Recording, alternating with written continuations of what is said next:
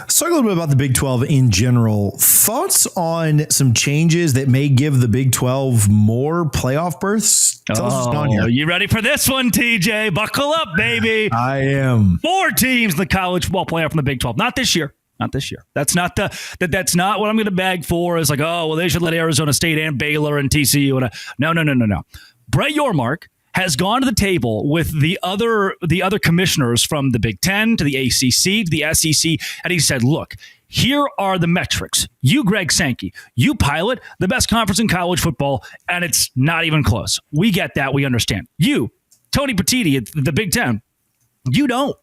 And honestly, if you ask Massey ratings, the Big 12 is better than the Big 10, deeper than the Big 10, has more teams that can compete not just for a Big 12 title, but also a shot at winning games in the college football playoff. Yeah, we don't have Oregon. Like, hand up, the Big 12 gets that. But once you get to like the 5th team in the Big 10, you kind of run out. In the Big 12, we can go 6, 7, 8 deep of teams that will compete in the college football playoff, just like you saw Arizona State compete last year in the college football playoff. Maybe if we do last year over again, we could do it, we simulate it 10 times, Arizona State may only win 1 time the Big 12 championship and go to the playoff. They may have actually been the 4th or 5th best team in the Big 12. It's the way the schedule now cracks out. You're not always going to get number 1 at the very top. So what I'm saying in that is, let's say Arizona State was the 4th or 5th best team in the Big 12. It helps your case in the way they competed with Texas and were 1 phony flag away from winning the game. So Yormark has gone to the table and said, look, you all wanted to pitch 4, 2, whatever. The Big 12 gets 2, the Big 10 gets 4, the ACC gets 2, the SEC gets 4, and this automatic qualifier playoff. And a lot of pundits, a lot of national media members said, you know what, Big 12, be happy with that. Be happy you at least got 2.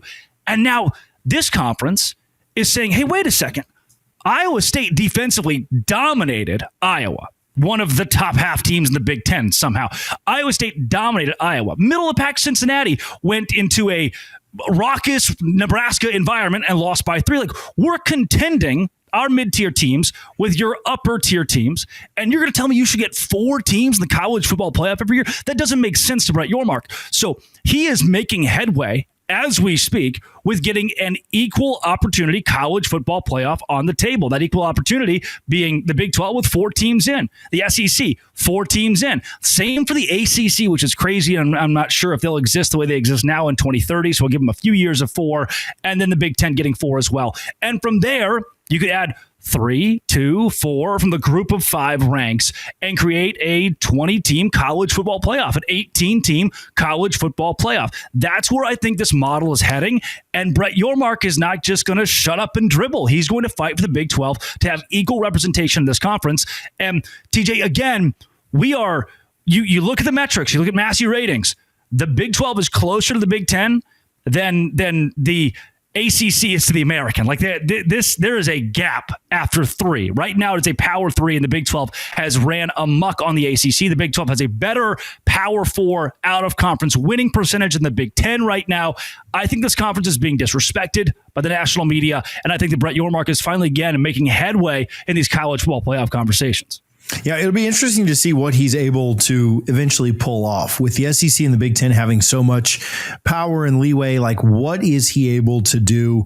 And I almost wonder, like, when do we get news on something with this? Because doesn't the current deal run out after this year? And we need to have something decided by December. Is that not right? Yeah, it's like what are we doing? Midnight's here, and what is the playoff next year? I don't think anybody really knows right now, TJ. I would hope, and this is what I understand, the different dynamics in different conferences, but when you look at what we've already seen this year and you see teams like, well, everybody was high on this team, everybody was high on this team, and then they start to fall off or other teams rise up. I like the idea of the equal footing and the equal playing ground. Now, you threw the wrench in of what's the ACC look like in 4 years. Yeah, we may not need so much equality once we get to that point. But I do like the idea of that because, man, there are years, the most successful league in the country, and I know we don't want to go to the NFLization of college football, but we're there. The most successful league in the country still allows a team in from the worst conference and the worst, the worst division. Right. And but yeah. There have been years where the Bucks would get in at 9-7 and they'd be hosting like a 12-5 team, right?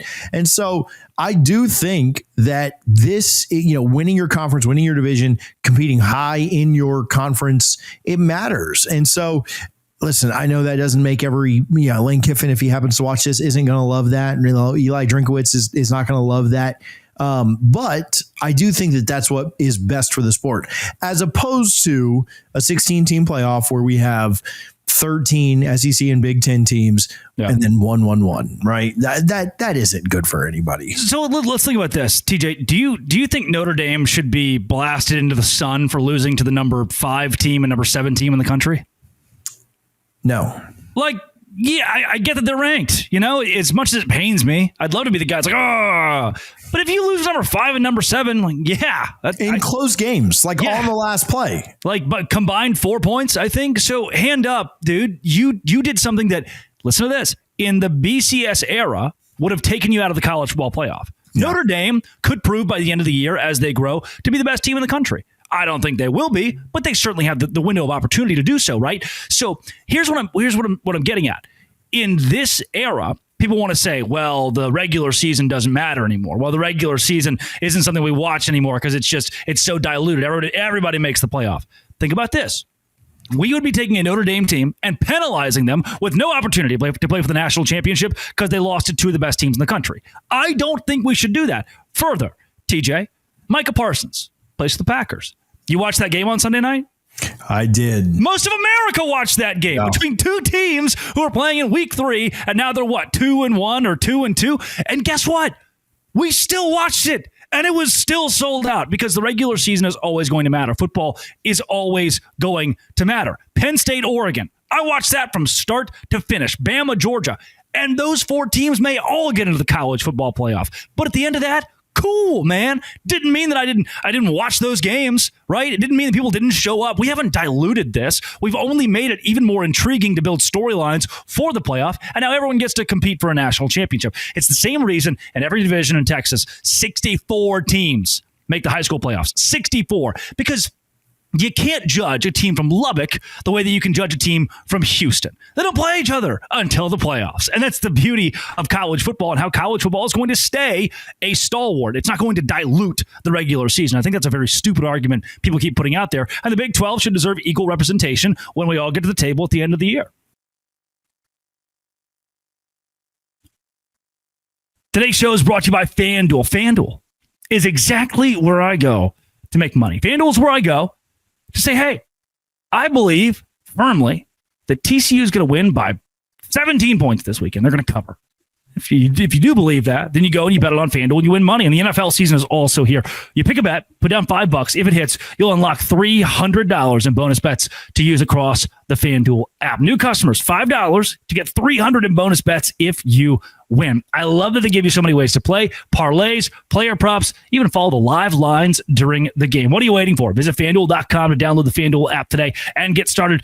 FanDuel.com to download that FanDuel app and do it today with FanDuel. Today's show is also brought to you by Square. Square is what powers your neighborhood favorites. I go down the street. I eat at a little place called Basil out here on Wilmington Island in Georgia, where I live. And Square is what powers Basil. I go to pay and I do the little tap thing, tap the Square. I mean, it's what makes your neighborhood the neighborhood. Rooted in your community for years, these businesses are what bring people together, and Square keeps these businesses running. Basil's in my neighborhood is the heart of the community, has been for a long time, thanks to Square. Square's a proud partner of more than 4 million neighborhood businesses around the world. You can go to square.com/go/LockedOnCollege to learn more. But before you do, go support your favorite neighborhood spot. You'll be happy you did. Square, see you in the neighborhood with Square.